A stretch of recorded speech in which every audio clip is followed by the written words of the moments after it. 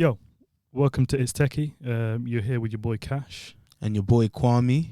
and we're here for the first episode of It's Tekky. Like I said, we're going to be talking about corporate life, life in a 9 to 5, and just general work shenanigans.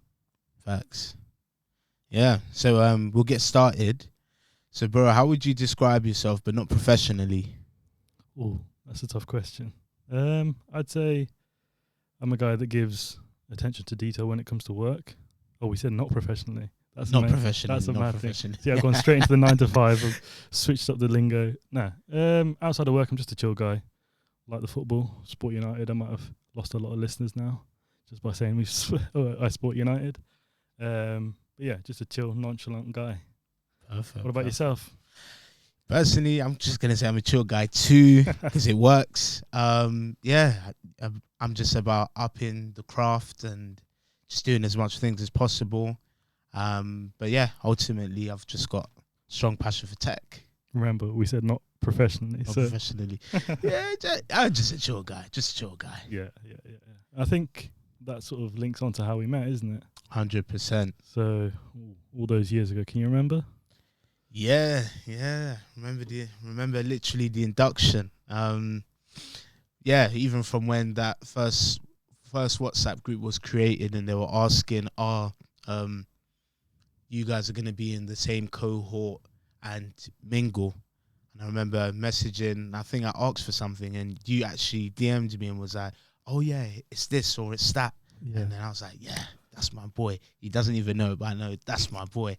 And then fast forward to the induction, I actually saw you.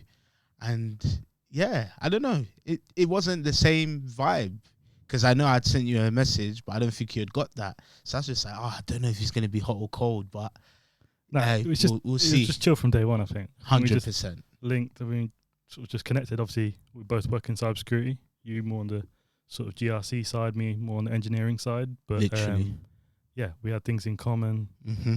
and we're serious about work. We like delivering good work, but we also like having a good time and 100%. like giving back to the community. And I'd say that's why we started It's Tekky as well. Yeah, literally that. And I think just even sharing the same principles, same morals, and you know what, just wanting to build and delivering game because game recognizes game ultimately.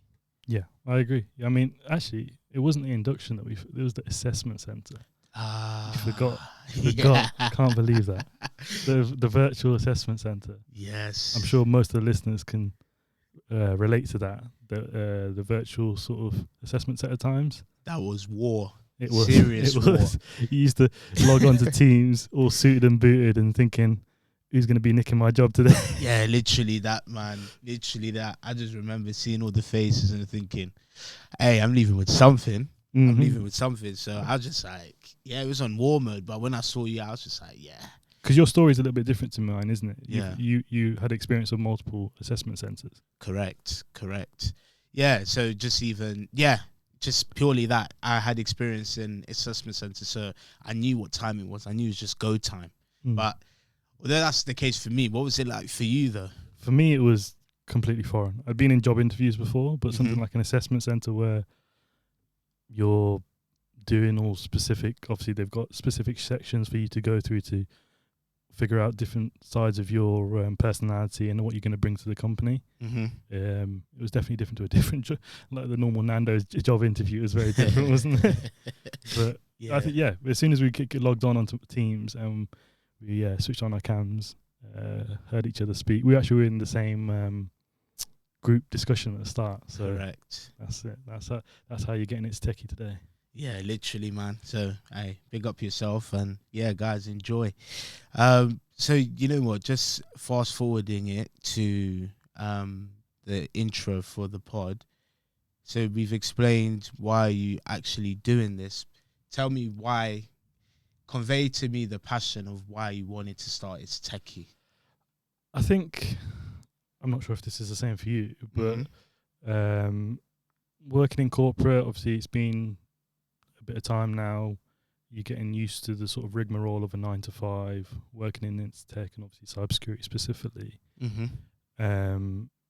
But you lose sight of what you're actually doing for a living. is your, not to get too deep into it, but is your work actually giving back? Are you contributing to society in general?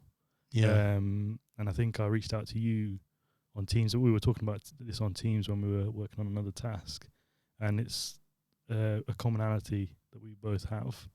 And through that, we were able to go to different networking events. We went to a big AWS event where you had some big senior individuals in the security space, in the tech space. Correct. A lot of very, very intelligent people, which they were all giving us good advice, but sort of advice that we couldn't relate to. It's true. Yeah. But why is that though? Because I feel like it's just the same sort of academic, how do you say, politically correct answers to give you, like work hard at it, put in the time, you know, everybody knows what I'm saying. Yeah, it's just that corporate spiel. It's not actually giving you the game to actually navigate the industry, being yourself from your background and the environment that you're from. Nobody gives that to you. So and it's actually about, there's thousands, hundreds of thousands of people around the world that work in our industry. But it's why Kash, why Kwame, why are we different? We obviously got hired for a reason. It's because you bring that, like, okay, we're looking on the landscape now of AI. That's something that's the sort of trendy topic. Why are we different to just a large language model? Facts. What personality do we bring? What experience do we have? And that's something I think, I'm not saying that they forget about it, but maybe they get too used to the system, the senior individuals that we spoke to on that day. And actually later on that day, we went to a different networking event. And that's when it really struck out to me that there's loads of individuals out here that are, we forget about it because, like I said, we're working in corporate every day, and months go by, years go by, but there's those graduates that have just graduated. We're sitting in 2025, so those grads that have just come out in the summer or winter of 2025 that are in those grad scheme sort of assessment centre situations, and they need help. 100%, man. Yeah, agreed. Even just thinking back to when we were at the SEO London event, it was interesting to see that there's so many people that are graduating but are not getting jobs. Like, even I saw the statistics saying that there's about 1 million graduates each year, but there's only 17,000 graduate jobs. And it just makes you think, wow, that's just a crazy statistic. And it's like, okay, so when you hear their story and what it is that they want to do, it's like, what have we done? Why were we successful? And really understanding what that is, so we can actually give this to the people and actually just pull the ladder down so people can climb and get to where we are. Yeah, we don't want to. It's not about, oh, you've stepped through the door now and you want to close it behind you.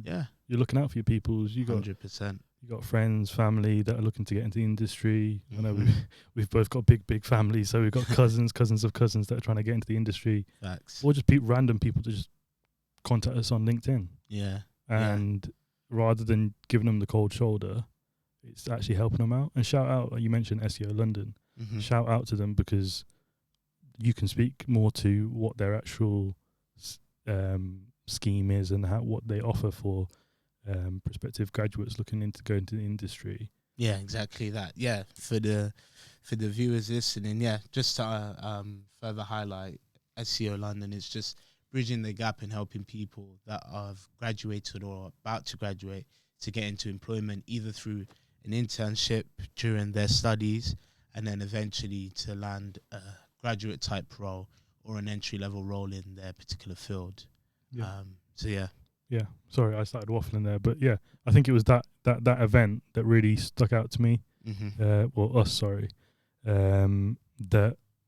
we need to help the next generation out. But actually, we say the next generation, they get a lot of slander in the media. Facts. Saying that they're lazy or they're this and they're that, and we've just come out of that situation, so we know our fellow graduates are not lazy. It's just the opportunities that they're not getting. Exactly. Because every entry level role seems to have a 5+ year experience requirement, which is a bit mad. No, it's just about just getting in, just Yeah. getting in, man. And like you said, and like we've been discussing so far, it's just getting there. So yeah. So with that said, let's segue into the next bit and just talk about, like, what was your first memory of corporate life? Oh, my first corporate life, probably the first sort of projects that we did. Without speaking too in detail about them, we were working more in the GRC space, both of us, doing risk assessments and that we both like doing, and actually working. My first experiences was positive. We were with the senior stakeholder in our company, and they just gave us the time of day, which is something that I wasn't expecting, actually, to be fair, from corporate. So my first experience of corporate was something that I wasn't expecting. I wasn't expecting to have the time of day with somebody so senior. Yeah. Which was quite refreshing, because everything you hear otherwise in corporate and since then is that nobody's got the bandwidth or this, that, and the other. But actually, in the first sort of weeks, we were able to sit down and get some proper FaceTime with a individual that I think shaped our journey since then. Thanks. But yeah, vice versa. What would you say to you, your sort of first dipping your toe in the water of the big corporate pond? Yeah, so mine is now going back to 2017, and this is when I was working for a well-known, reputable company that's within the FTSE 250, and to be honest, it just felt like a college. It's like big kids. It's like, okay, so I finished Like uni. Yeah, more or less. It actually did feel like uni. It's just like, wow, we can actually crack bands and get paid, but actually do a job. Yeah.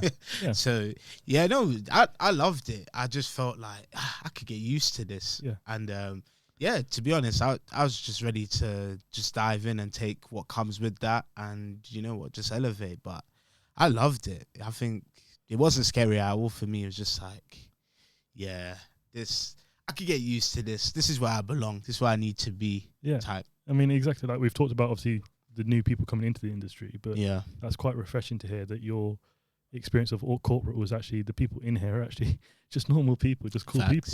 Would you say, like, people forget about that these people just have, I'm saying these people, like they're doing some mad jobs, but obviously they were in senior high ranking positions, and even just our colleagues, other sort of early entry level colleagues, yeah, we're just regular people, aren't we? It's the next step, I think, after university or literally your apprenticeship, however you got into the industry, and that's something that we'll get on into in further episodes, hopefully, about there's no straight path. 100%. It's like a squiggly line, if anything. Yeah, but I'd say from both of our perspectives that there might be things in this pod that we talk about in future episodes that our colleagues listening now, or other people that have worked with us or are going to work with us in the future, or actually we might be working with some people that are listening to us in the audience. And it's just relating that don't forget about your personal life. Yeah, exactly that, because it's all good working, but you need to balance it, and that ultimately is what's going to give you that balance to really enjoy your job and enjoy your social life and attack these side missions that need to be done to get to where you need to get to. Because we've all got to deliver good work, don't we?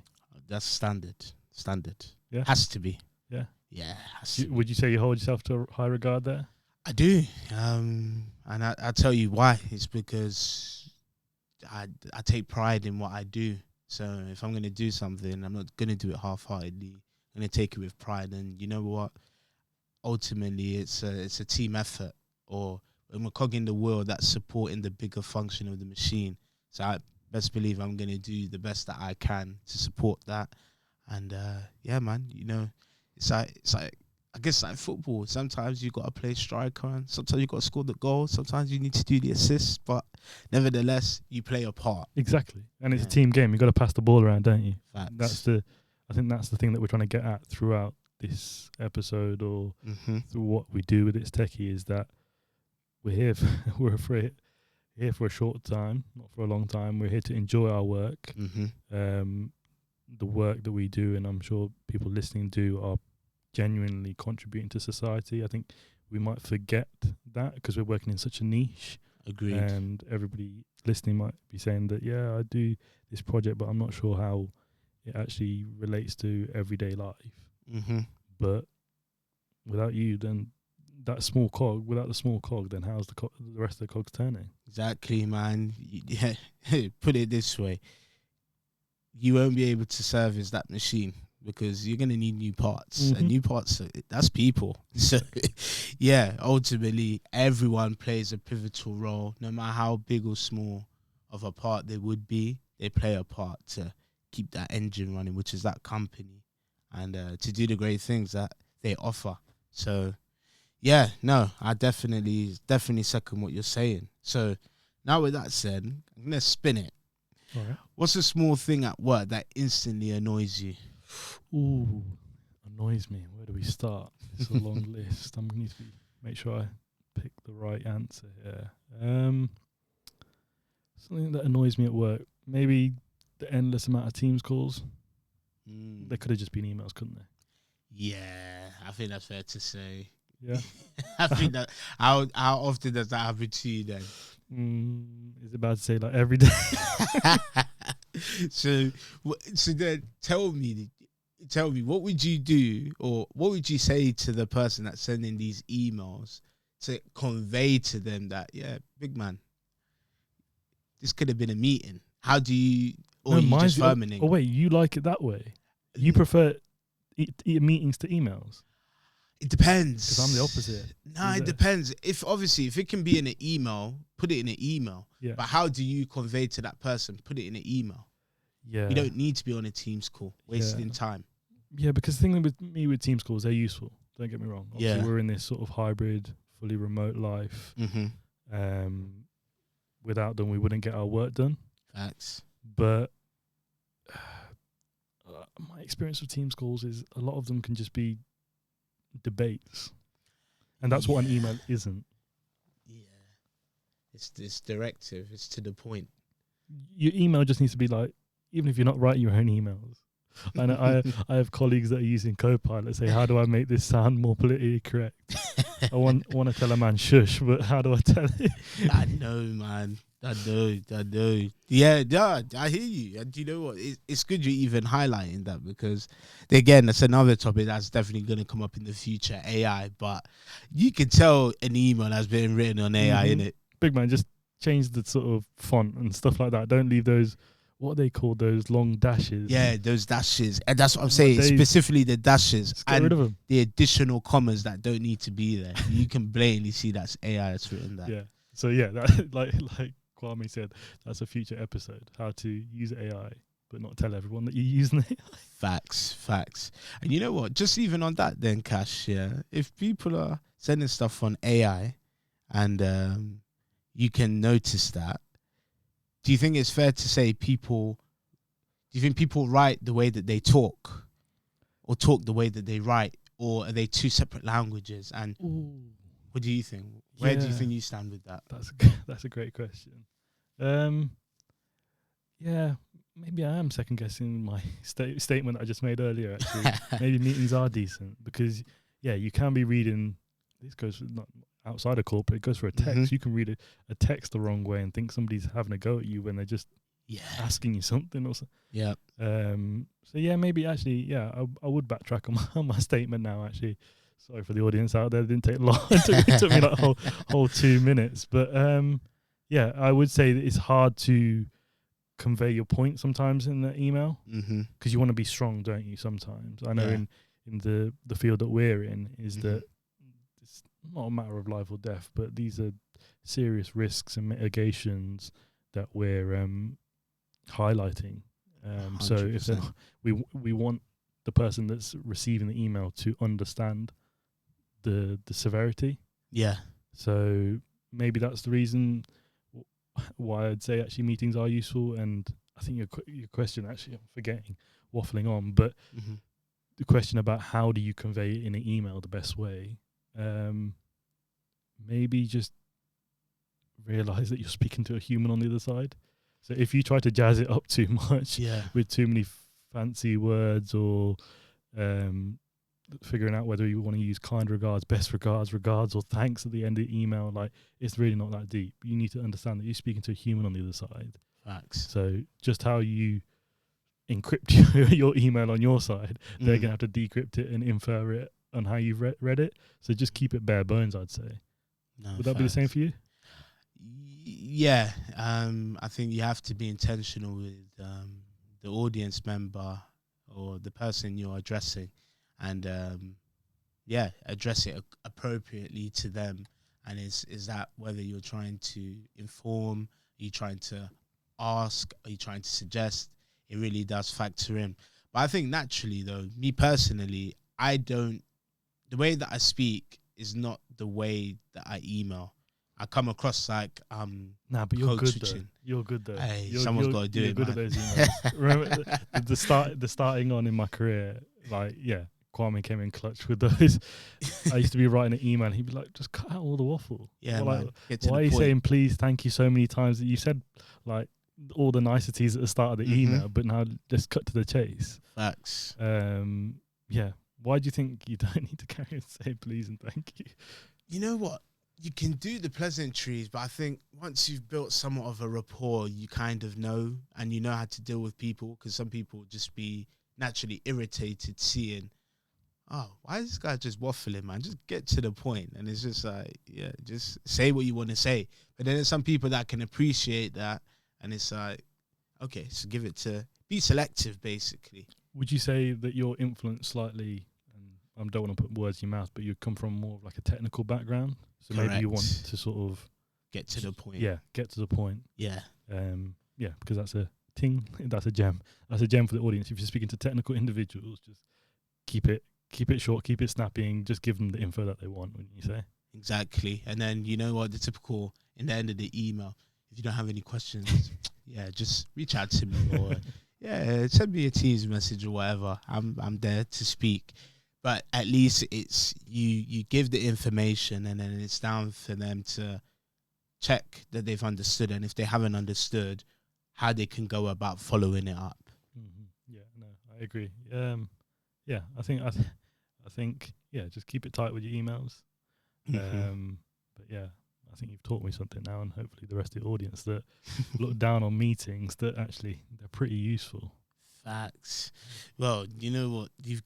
I have to admit, that's a good example of what can instantly annoy you. I think for me, it's very similar to yours, but what actually grinds my gears is when people are messaging me when I'm about to finish. What? Like right you had the 4:59? 4:59. I actually technically 5:29. Depends on the day if I've started earlier. So what annoys me is like, don't wait to the end of the day to ask me something or to do something, because I'll be honest with you, I'm Stevie Wonder in that message. Didn't see it turning a blind. Yeah, I'm not responding, or I just be like, okay, I think, let's just have a call so we can discuss it a bit further. Yeah. And then obviously, given the time, now they've read the room, it's going to have to be another day's discussion. It's jarring. I hate seeing that. It's annoying. Don't send, for anybody that does this, do not send someone a message before they're about to clock off. It's disrespectful. Facts. Oh, that's hilarious. See, look at me. I'm even getting passionate, but I'm getting vexed thinking about it. That's so true. People that, expect that. And maybe that's the new generation in this. Maybe that's that young blood saying that, we got to have a work-life balance. I'm logging off and I'm going gym, or I'm going playing footy, or I'm just logging off. Stop bothering me. Yeah. Whereas maybe I know my elder sort of generations that have worked in the industry, this sort of their work, and these companies drain every drop of sweat out of these people. Fair play to them. Different generations. I don't know what the quote is that I'm looking for now, but sort of different strokes for different folks. Facts. Yeah, exactly that expression. Yeah, different strokes for different folks. I think just respect people's time and understand. For some people, they can take their work beyond their hours, and I get there's going to be occasional times. But are we being lazy there? Oh, if we're saying that, you've messaged me at 4:29, and I'm gonna not you'd respond to the text message or the ping, wouldn't you, from Teams? Or you Depends on the completely day. Stevie Wonder it. Yeah, I might have to Stevie Wonder it, man. Okay. It depends. Like I'm a busy guy, so if I've got something to do straight after work, yeah, that I'm sorry. So some people Ray listening, Charles in that. so some people listening in might say that says that the new workforce is lazy. How would you agree to that statement? Because they don't want to do things like that. Obviously, there's going to be other topics that we talk about in the future. Yeah. But that one that you brought up is a valid one. Yeah. That sort of time management. Is that lazy?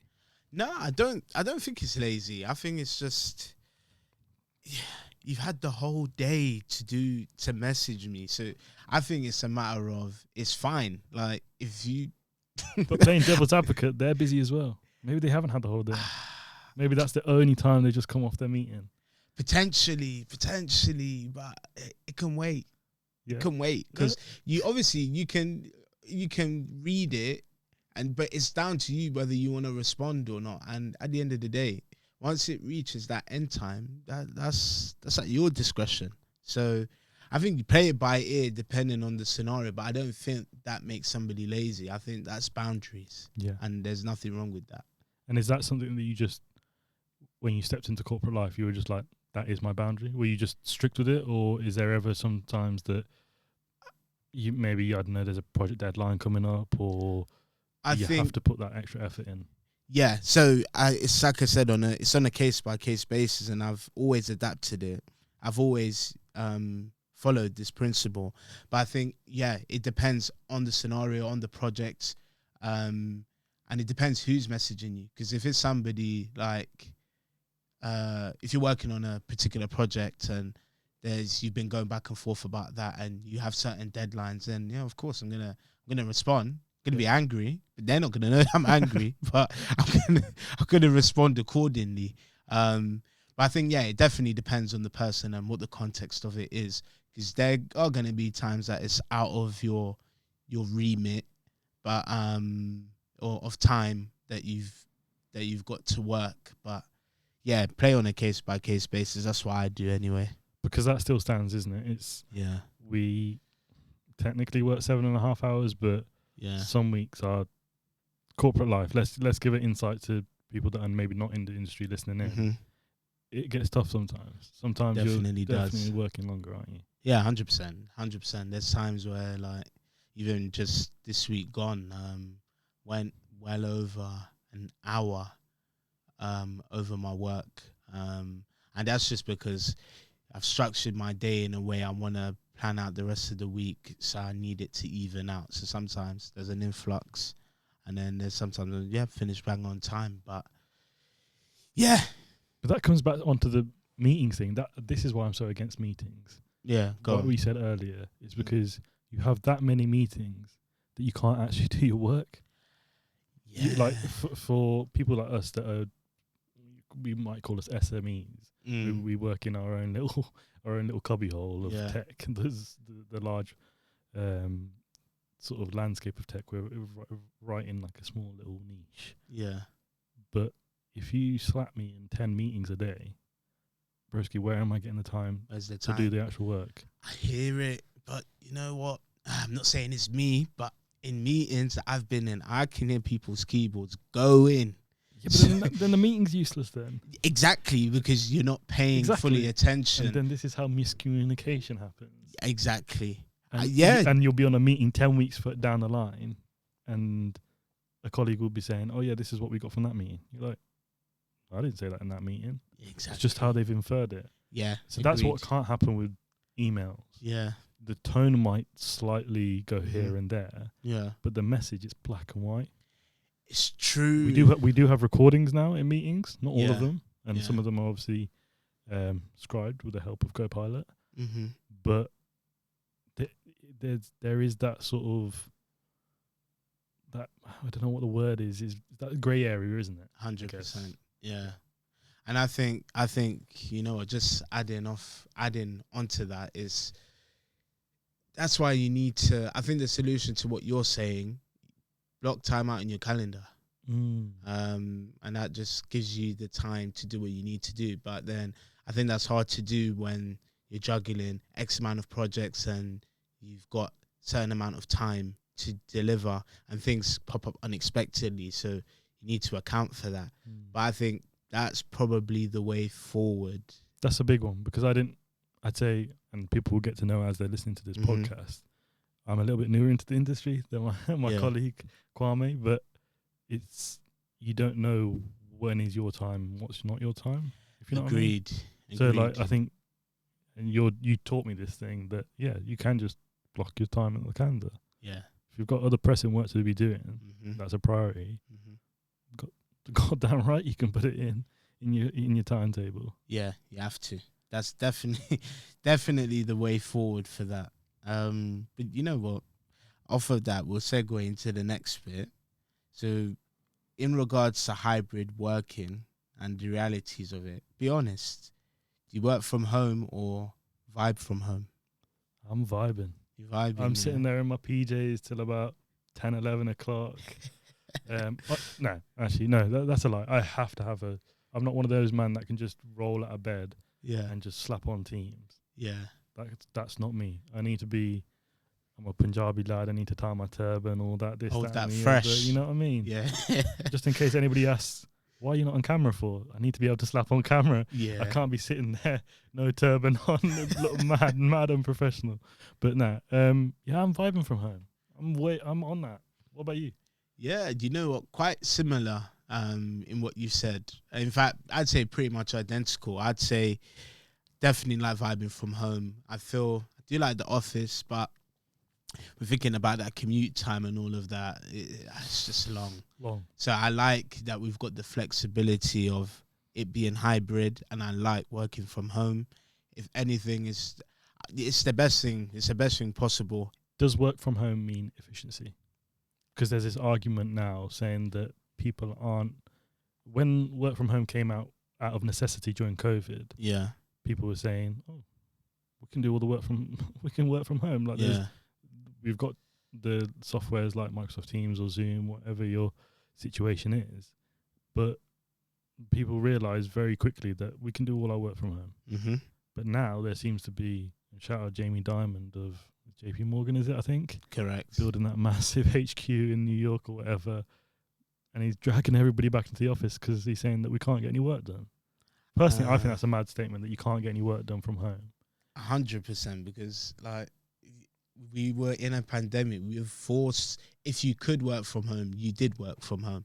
And it's I guess it's now like, what's the culture going forward? Is it like offices, are they going to pay for these fancy, shiny buildings and no one's coming into work and they've got no one to flex it to, or their client doesn't come to their office, and that maybe might seal the deal, because, you know, sometimes the bells and whistles is what seals the deal. And for me personally, my efficiency is probably better at home than actually being in the office. But I think it's dependent on the individual, and I think this is for managers to really assess if it works for that individual and make those necessary adjustments. Because if you're not working hard from home, you need to be in work. There's no other way. You need to be in the office. But people who are going to cut corners are going to cut corners. Whether they're in the office, it's not school. No, there's no teacher walking around the office, is there, slapping your wrist if you're not working or if you're in your phone. No, not at all. It's those lazy people, just as lazy they are in the office, they're going to be lazy at home. I feel it could be different, man, because I'm just saying what I've heard. I've heard people are taking Teams calls in bed. Right. Yeah, no, that's so that's crazy. And it's like, I don't know. People are sitting there, no headboard, just an army of pillows behind. Yeah, literally in bed. I'm just thinking, right, you guys are crazy. I'm just like, if that's how you're productive, that's none of my business. But luckily for my account, for the work that I'm working on, we actually don't have cameras. They've disabled it, and they're saying that's for security reasons. Cheat code. So, people are getting how they get it. Yeah, so, yeah. Hey, just pray you don't get caught. Have you? Do you have an excuse? Because I know I have to use them sometimes. When somebody asks, "Can you just come on camera?" Come. People would just be like, because you'll always have that one bro on a call. Yeah. And they just be like, yeah, why is everybody not on? It was just most random. Just like a Friday, the end of it's a stand up that's just you're finishing off all the tasks, or it's the end of a sprint sort of call. Yeah. And it's like, I ain't seen your faces. Like, Brisky, you ain't seen my face in the whole 10 weeks that we've been working together. So why do you need to see my face on this Friday? I don't know, man. I think that's now where it's coming into generations. It's reading the body language. Is their message hitting? And I feel like ultimately the proof is in the pudding. When they send that email that that's more or less a transcript or a summary of the meeting, so the minutes specifically. If you can't do that or don't understand that, then you're in trouble, because that was the purpose of that call, to discuss whatever and then say if you couldn't or things that are going to hinder it for a certain time. So yeah, you don't want to be that person, man. You don't want to be caught out. So yeah, that's another one for the audience. Check yourself. If you've just been in a meeting for an hour and a half and you're reading back through, or you're listening back through the recording, and you're like, when did they talk about this? Bro, you need to pay attention more. Yeah, in fact, better slacking. Go to the office, man. Yeah. Let someone hold you accountable, man. Because it's not for everybody. But what about yourself? I know you explained that working from home, it seems like a better shout, but what else do you get from it? Or why are you more leaning towards working from home as opposed to being in the office? I think, I am a work from home sort of advocate, but I think, good to get your perspective on this, I think that both have their advantages. 100%. Actually, I think you shouldn't do one fully. You shouldn't be fully remote. I think that's my perspective. You should have, like, it doesn't need to be like a set, or you need to come in once or twice a week, or it can be just like once every couple of weeks, or once every 3 weeks that you come in. Yeah. But because from home, it's that routine. If you're asking me why do I like working from home, it's the routine. I know I wake up. I don't want to bait out what time I'm waking up, but I wake up early enough. Yeah. Have my shower, brush my teeth, whatever. Yeah. Have my little 4 eggs on toast, trying to get that protein in before work. Yeah. And then, just log on, do my work. Then after work, I know as soon as I log off, I'm off to the gym or off playing football.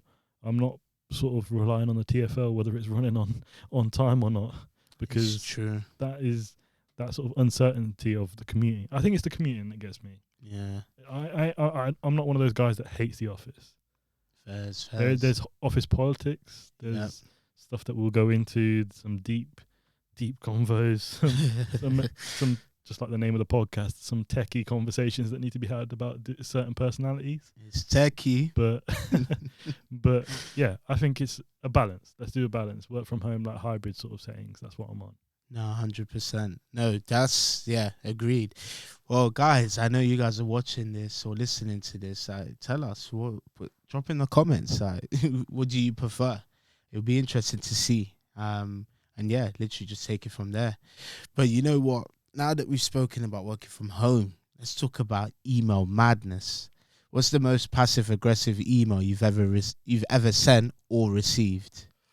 Oh, you're putting me on the spot there. Oh, email, passive-aggressive. So that's somebody, my English ain't the best. Is that somebody that's trying to put you under pressure, or you're trying to put them under pressure, but you're not trying to make them notice? Is that one? Yeah. Right there? Yeah, it can be. But okay. What would you say what makes it passive aggressive? Maybe repetition. If you've started the email off saying XYZ, and then you've repeated it again in the second paragraph, and in the third paragraph, and then in the fourth, and then when you're signing off, you're like, oh yeah, make sure you get to XYZ. Then I'm gonna be like, yeah, this brother is trying to chase me down, or vice versa. I'm trying to chase him down. They'll know. Because that's what I'd class as passive aggressive. Is that just sort of repetition on, you done this yet? You done this yet? It's a good point, actually. Yeah, I agree. I think for me, when I've received, well, I'm gonna say I've sent a passive aggressive email. It's like, Ooh, let's get into this. yeah. Passive aggressive Kwame, yeah? Hey, sometimes, man. Sometimes don't want to be that boy, but sometimes I have to, man. Just trying to get the job done. Just another day in the office. I'm a break it down quickly. The story. So, how do I say it without baiting certain things out? Put it this way. In short, I needed to acquire information for a particular account, for them to do work, and I asked for this 2 months before the activity was going to take place. So you're giving them plenty of time. Yeah, plenty of notice, and I'm like, "Hi, hope you're well. In fact, hope you had a great weekend." Like, I'm like, yeah, I'm gassing it. I'm gassing it. I'm just trying to make them feel comfortable because I've never spoken to them before, so I just want it to come across well. So I just literally, said, "Hi, hope you're well. Want to get these details for X, Y, and Z," and they edit. I was like, okay, cool. You know Straight what? blank. Yeah, edit. And I'm like, you know what? Not gonna take it personally. Hey, maybe sometimes that Outlook is not working, or it just gets missed. So it's cool. Second time, follow up. Forget all the pleasantries, big man. Yeah, hi. As per my last as per my last email, I'm waiting to receive these details. Airtime. So now we're getting to about a month towards the date that I need those details for. And I'm like, yeah, I'm going to contact my manager and say, yeah, look, my man's not getting back to me. Chat to your boy. Let's get that information because I'm not running nobody down. You got to tell the teacher sometimes. Yeah, 100%, man. You know what? Hey, this whole another topic, corporate snitching. But you got to do what you got to do. You need to get the job done, innit? Yeah. But yeah, I just said to my manager, he's not getting back to me. So can you chase it up? And he was like, okay, yeah, no, don't worry, Rakeem. I'm going to arrange a call. We'll speak. So he arranged the call. We spoke. He agreed to give me the details. He just said he's been overwhelmed, you know, that yada, yada, that typical stuff. So I was like, yeah, okay, cool. Not taking it personal. So then he said he's going to send the details. Now he said he's going to send it by so-and-so date. So that time has literally come and gone. And he's still not sending the details. So I sent an email for the third time. But now, forget the pleasantries. I've re-requested for what I asked for. And I've now CC'd my manager and the CISO. Big man, send them details. No place to hide. Yeah, no place to hide. He still didn't do it. So I was just like, you know what? This brother doesn't respect your thing.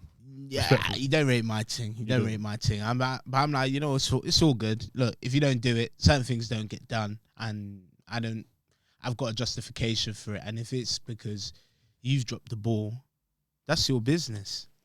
I gave plenty of notice. I've been courteous, but this is the balance now. Am I going to run you down? Probably not. If I'm being paid to do it, obviously, that's why I did it the third time. But let it have been personal. I'm messaging once. That's it. Yeah. Right. So, moral of the story, if you're working with Kwame and he messages you 2 or 3 times, just know he's cussing you out behind his laptop. 100%. You know I'm in front of that screen and I'm cussing. Throwing all sorts of hand gestures. Yeah, man. Yeah, let's call a spade, man. That just is what it is. But it gets like that sometimes. I think passive aggressive is all the fun of corporate, isn't it? And this is what we're here to talk about. This is what we're here to connect with the audience about. Is this stuff that we see in corporate? And I think we've touched on a lot of topics today. Yeah. This being our first episode, we didn't want to go into nothing too deep. Mm-hmm. But we just want to give our perspective. We just we'll tell you these little stories that I'd never heard that story before about that passive aggressive email, and I wouldn't have never heard it if we weren't speaking today. So it's to link up with the audience, with our fellow colleagues that are working in corporate, and also, like we said, giving back to the community. If there's anybody that's looking to get into the industry, Shout us. Maybe even just looking to get into uni, seeing like what uni degree should do. Do I need to go to uni? Yeah. I ain't going to be on no breaking the matrix type vibe, but Facts. get in the comments, get chatting to us, and we'll try to get back to you, or we'll try to bring them topics into these episodes. Yeah, guys, I literally, if you think of any topics or things that you want us to cover, like, yeah, really, just put it in the comments. And you know what, we're open to, we're reasonable. So yeah, just put it in the comments. And yeah, you know what, you never know, it probably will come up.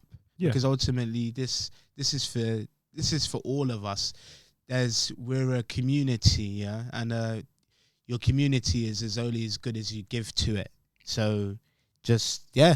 Facts. And even if maybe we don't see a comment, maybe we don't see a comment, and there's somebody else that can shine a light for somebody who's trying to get into the industry, give them some advice. Just, we want to build that community here. It's Tekky.